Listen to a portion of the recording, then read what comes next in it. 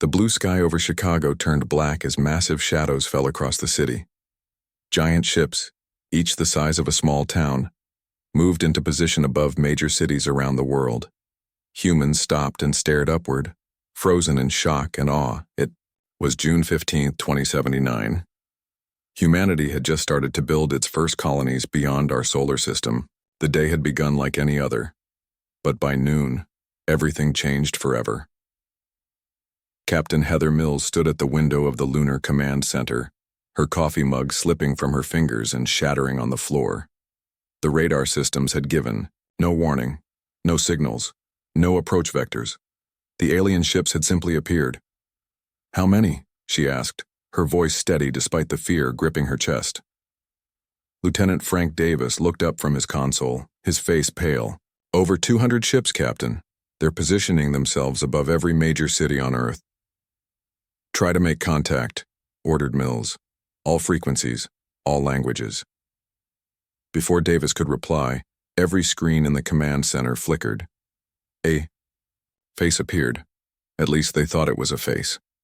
The alien had gray-blue skin stretched over a triangular skull with 3 yellow eyes arranged in a triangle. When it spoke, its thin lips barely moved, but the words came through clearly in English. "People of Earth. I am Ambassador Krull of the Zoraxian Empire, speaking on behalf of the Galactic Council. Your world is now under our protection and control. Your dangerous unpredictability has forced our hand. Surrender your military forces and prepare for integration into our Federation as a vassal state." Mills grabbed the communication terminal. "This is Captain Heather Mills of the Earth Defense Force. We have no quarrel with your people. We request time to consult with our world leaders before—" The alien cut her off with a wave of its 6-fingered hand. "You misunderstand. This is not a negotiation." The screens went dark. Seconds later, blinding beams of green light shot down from the alien ships. "They're targeting New York, Beijing, Mumbai," shouted Davis, reading from his displays. "Energy. Signatures off the charts." In the Admiral's quarters on the EDF flagship Defender, Admiral Keith Peterson watched the same transmission. At 63, his hair had turned completely white, and deep lines marked his weathered face. He'd fought in the water wars of the 2050s and had seen humanity at its worst. Now, he was witnessing something far worse. As reports of destruction poured in, Peterson made a decision. He opened a channel to all Earth Defense Forces. "This is Admiral Peterson. Initiate Protocol Omega. I repeat, Protocol Omega." On screens around the world, Peterson's face appeared, broadcasting to both human and alien receivers. "To the forces of the Galactic Council," he said, his voice calm and cold. "You've made a terrible mistake." On Earth, the devastation was beyond imagination. The alien weapons had carved smoking craters where city centers once stood. Millions dead in the first wave alone. In Washington, D.C., what remained of the government gathered in a bunker beneath the White House. President Laura Wilson sat at the head of the table, her face ashen but determined. "What options do we have?" she asked. Defense Secretary Greg Powell shook his head. "Our conventional forces are useless against their technology. The orbital defense platforms were destroyed in the first strike." "Then we surrender," suggested the Secretary of State. "No," President Wilson said firmly. "We enact the Phoenix Protocol." The room fell silent. Most people thought the Phoenix Protocol was just a rumor, a conspiracy theory about a secret defense system. "Madam President," Powell said carefully, "are you confirming that Phoenix is real?"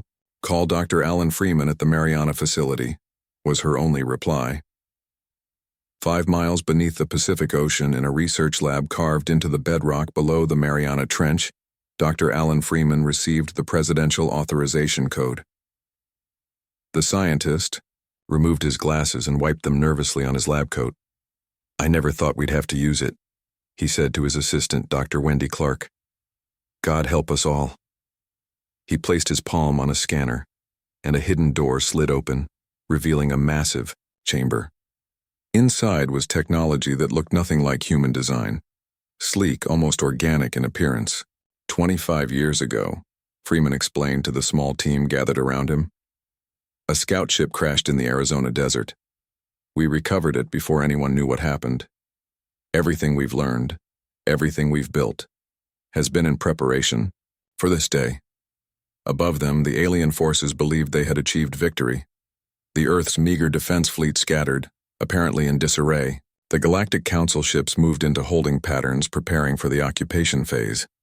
On the lunar base, Captain Mills received new orders. Her hands trembled as she read them. "Is this real?" she asked no one in particular. "What is it, Captain?" Davis asked. "We're to maintain the illusion of defeat, while Special Forces prepare for Operation Trojan." In a hidden bunker beneath the ruins of San Diego, Sam Harrison stared at a photo of his family. His wife and daughter had been in New York when the attack began. He had watched the live feeds, seen the green beam strike their neighborhood. Then nothing. A knock on the door interrupted his grief. A young woman in a military uniform entered. "Mr. Harrison? I'm Lieutenant Olivia Grant. I need you to come with me." "I'm not military anymore," he said dully. "I left the service 3 years ago." "That's why we need you," Grant replied. "Your specific skills combined with the fact that you're not in any military database, you're perfect for this mission." Harrison looked up. "What mission?" "We're going to infiltrate the alien flagship."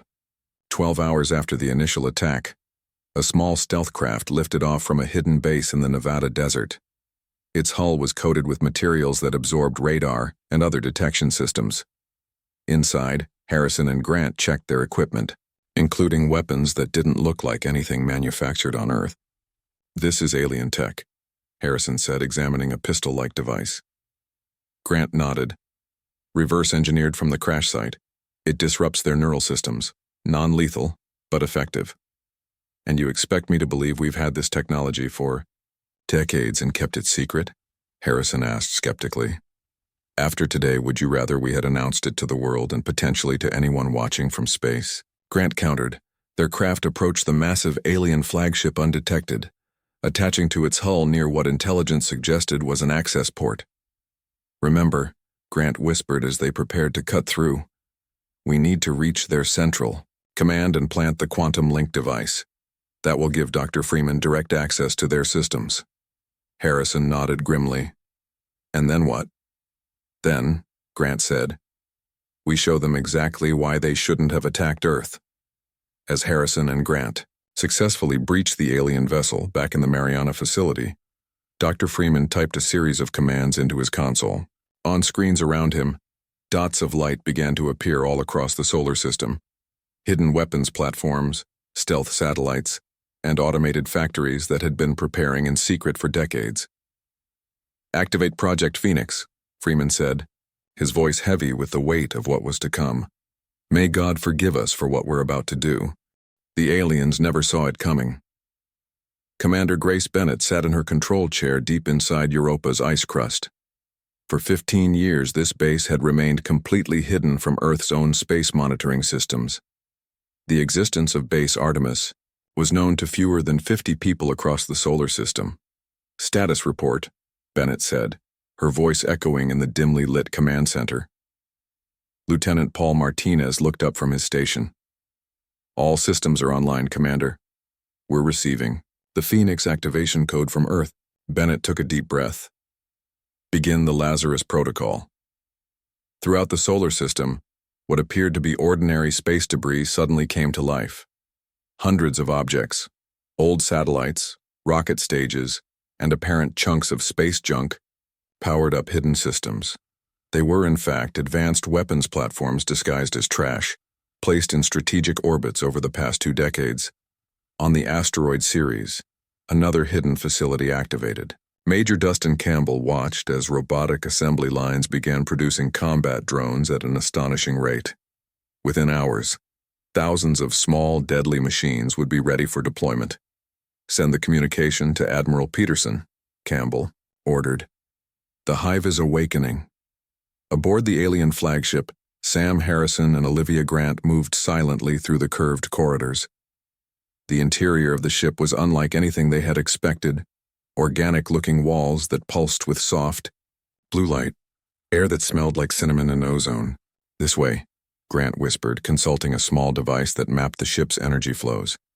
The main computer core should be 2 levels up. They ducked into a recess as 2 aliens walked past, tall, thin beings with that same gray-blue skin they had seen on the broadcasts. The aliens spoke in clicks and whistles. I still don't understand why I can understand their transmissions but not their actual speech, Harrison whispered once they were gone. Their communication system translates automatically for broadcasts, Grant explained.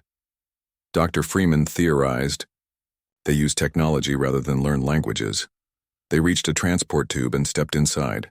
Instead of buttons, there was a panel that responded to touch by changing colors. Grant pressed a sequence and they began moving upward. When the doors opened, they found themselves in a large circular room, filled with what looked like glowing crystals arranged in complex patterns. The computer core, Grant breathed. She removed a small device from her pack, a quantum link transmitter developed from the recovered alien technology. Cover me. This will take a few minutes to integrate.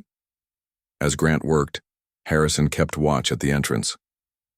Through the doorway, he could see into another large chamber where several aliens in ornate garments were gathered around a holographic display of Earth. Grant, he whispered urgently. I think I'm looking at their command center. And there's something you should hear. She joined him at the doorway, and they listened to the aliens speaking through the universal translator they carried. The humans have offered no further resistance, said one alien wearing elaborate shoulder pieces. Phase 2 of occupation can begin. Another, with markings that suggested higher rank, responded, the council will be pleased. The resource extraction can begin immediately. A third alien, smaller than the others, seemed less certain. Counselor Vex, I must again register my objection. The attack was authorized under false pretenses. We told the full council that humans had fired first. The one called Vex turned sharply. Your objection is noted, Scientist Maul. But the decision was made. The Zoraxian Empire requires the heavy elements abundant on Earth. Humans would have taken centuries to mine them efficiently. This way is better. The other council races would not have agreed to an unprovoked attack, Maul insisted. Which is why they believe it was provoked, Vex replied coldly. Unless you wish to be charged with treason against the Empire. Grant and Harrison exchanged glances. We need to get this recording back to Earth, Harrison whispered. The invasion wasn't sanctioned by the full council. Grant nodded and finished installing the quantum link. Done. Dr. Freeman now has direct access to their systems.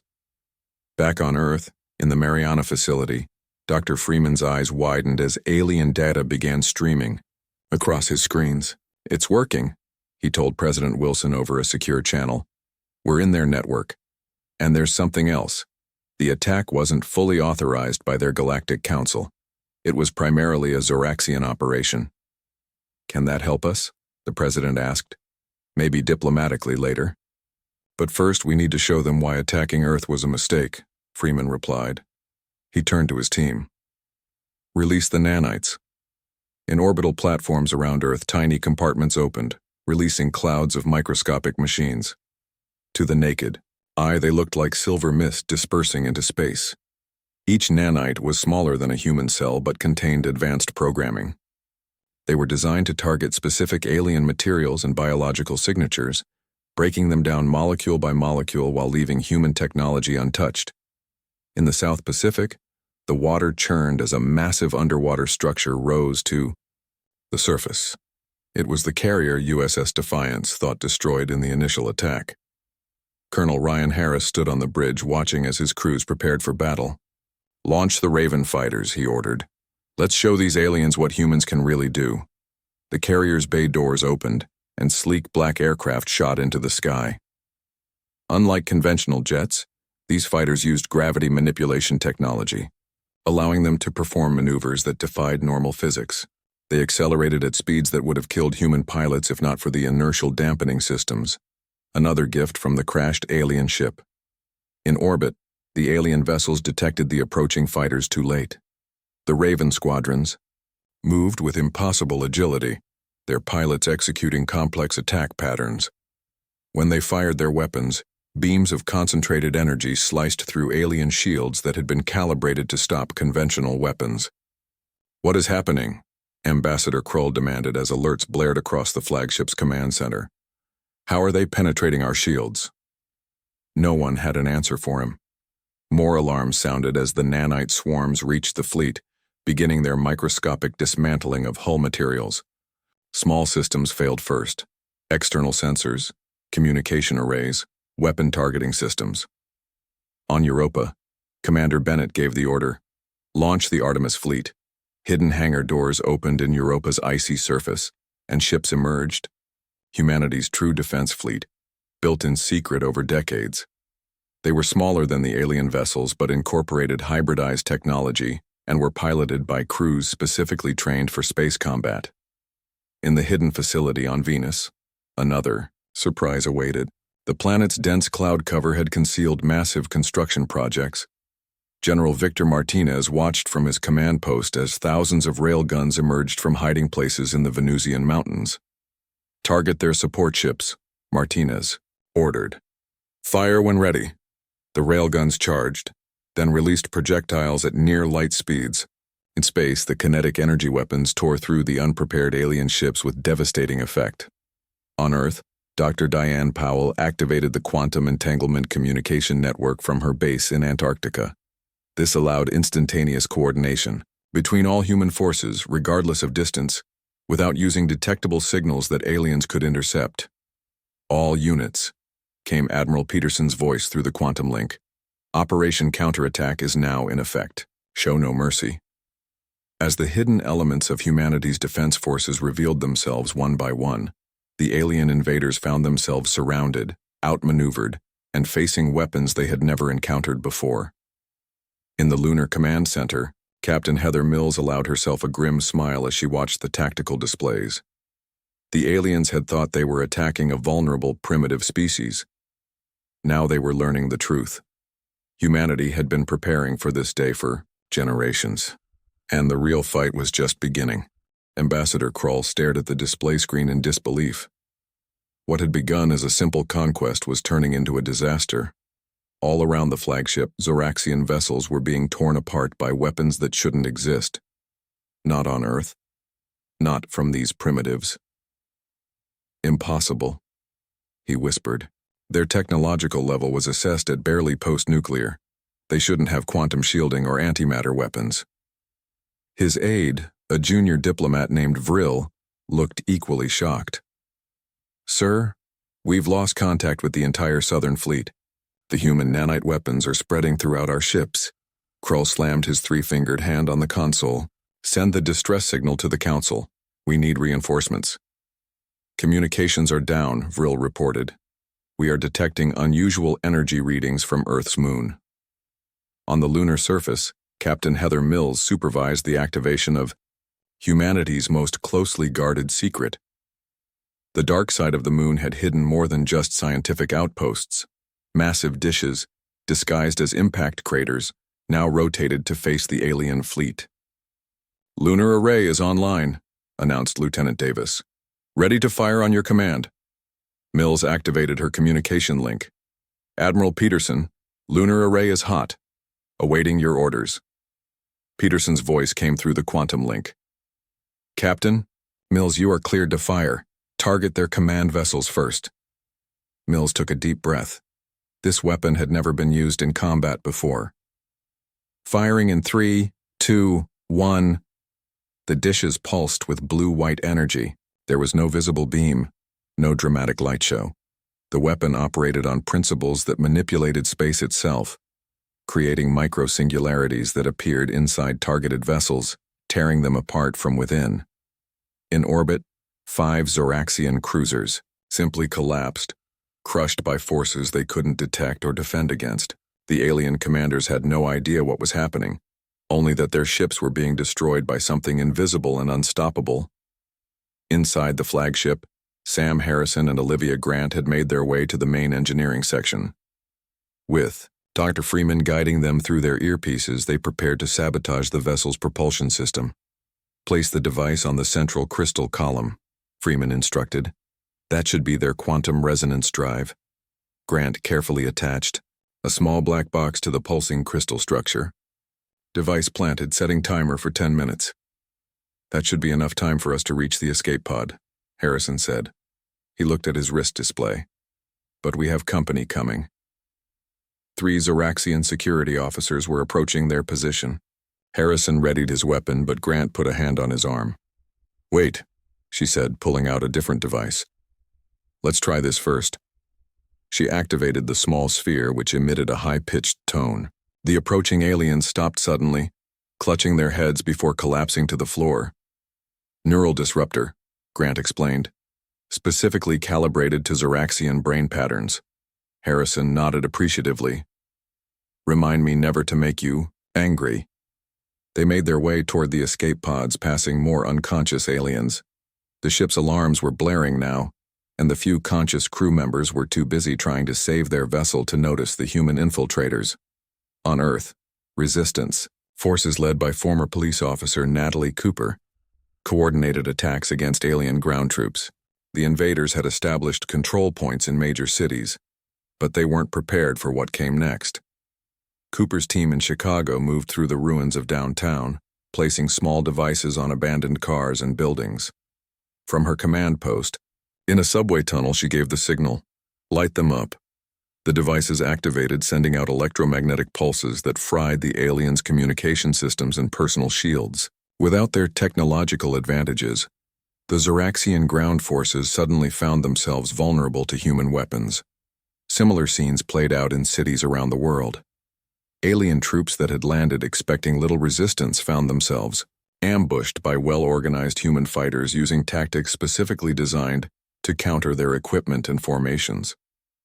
In orbit, Admiral Peterson's hidden fleet emerged from concealment beyond Mars. Sleek black ships built with a combination of human ingenuity and reverse-engineered alien technology moved into attack formation. All ships, engage at will, Peterson ordered. Remember your training.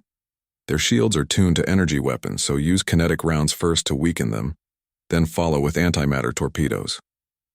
The human warships executed their attack with ruthless precision. Decades of preparation and planning were evident in every move they made.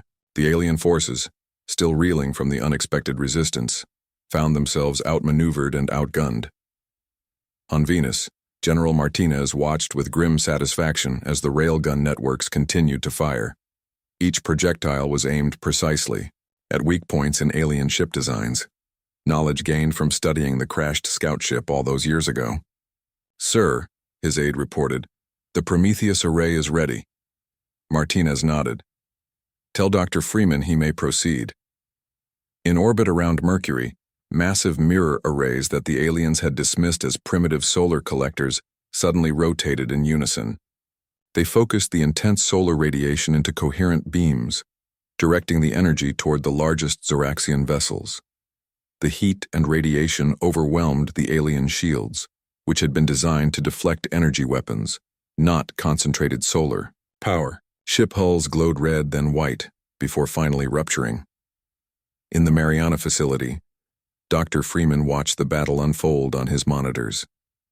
The quantum link with the alien flagship was providing invaluable information about their tactics and capabilities. "Dr. Powell," he called to his colleague, "are you seeing this? They're attempting to reconfigure their shields." Dr. Diane Powell nodded, her fingers flying over her keyboard.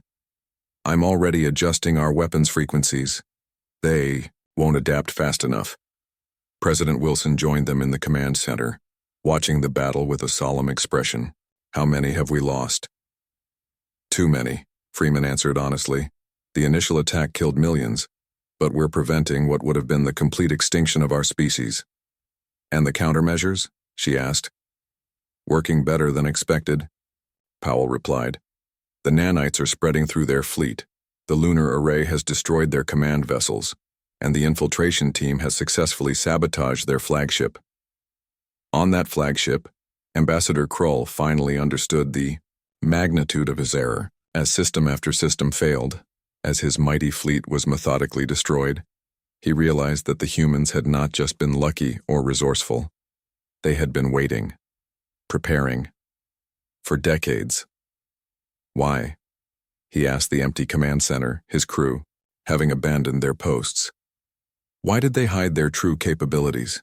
The answer came from an unexpected source, his ship's own communication system. Because we knew you were watching. It was Admiral Peterson's voice. We detected your scout ships 25 years ago. We recovered enough technology to understand what we were facing, and we decided that the best defense was to appear harmless, while preparing for this very day. Krull felt a cold dread wash over him. You knew we would come? We hoped you wouldn't, Peterson replied. We hoped first contact would be peaceful, but we prepared for the worst.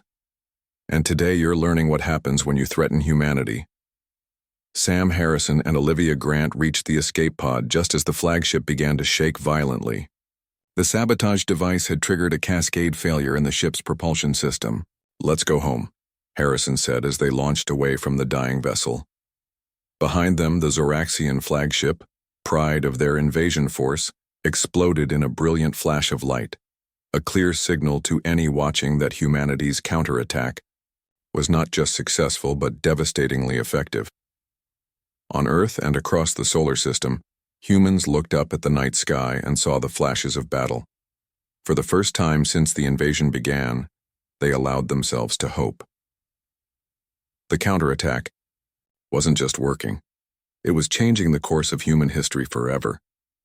1 month after the failed invasion of Earth, the Grand Chamber of the Galactic Council on Nexus Prime was in chaos. Representatives from 57 spacefaring species shouted over each other, demanding explanations. The massive circular room, with its soaring crystal dome and hovering translation devices, had never witnessed such disorder. High Counselor Zex, a tall, willowy being with silvery skin, raised all 4 of his arms. Silence! We must have order! The chamber gradually quieted.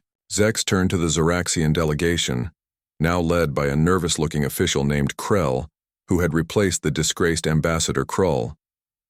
Explain yourselves, Zex demanded. You claimed the humans attacked first. You told this council that your fleet was responding to aggression. Now we learn it was all lies. Krell's triangular face paled to a lighter blue. High Counselor, there was a misunderstanding. A misunderstanding? Interrupted the representative from Altair, a reptilian being with iridescent scales. Your misunderstanding resulted in millions of human deaths and the loss of 300 Zoraxian vessels. The entire balance of power in the quadrant is threatened. Before Krell could respond, the chamber doors opened. A hush fell over the assembly as a group of humans entered, led by Admiral Keith Peterson in his formal Earth Defense Force uniform. Behind him walked President Wilson, Dr. Freeman, and a team of human security personnel. The council members had never seen humans in person before. Many were surprised by how ordinary they appeared. No claws, no extra limbs, nothing physically imposing. Yet these unassuming beings had just defeated one of the most powerful fleets in the galaxy. High Counselor Zex bowed slightly. Admiral Peterson, the council recognizes Earth's representative. Peterson stepped forward, his weathered face solemn. I come not just as Earth's representative, but as the voice of a planet that has suffered an unprovoked attack. We have transmitted to all council members the proof of Zoraxian deception, including communications showing they always intended to take our world by force. He gestured, and Dr. Freeman activated a small device. A hologram appeared in the center of the chamber, showing recorded conversations between Zoraxian leaders planning the invasion and discussing how to mislead the council. We came prepared today, Peterson continued as the recordings played, not for revenge but for justice and to establish humanity's place among the stars. Peterson then outlined Earth's demands. The Zoraxian leaders responsible for the attack would face trial for war crimes. Earth would immediately be granted full membership on the council, with veto power over military actions for the next century, and humanity would receive reparations to rebuild their devastated cities. These terms are outrageous, protested the Zoraxian representative. You cannot. We can, and we will, interrupted President Wilson, stepping forward. Our terms are non-negotiable. Consider the alternative. She nodded to Dr. Freeman, who activated another hologram. This one showed Earth's true military capabilities, the hidden fleets, the advanced weapons, the technologies that had taken the Zoraxians by surprise. "We defeated your so-called unbeatable armada with only a fraction of our capabilities," Wilson stated calmly.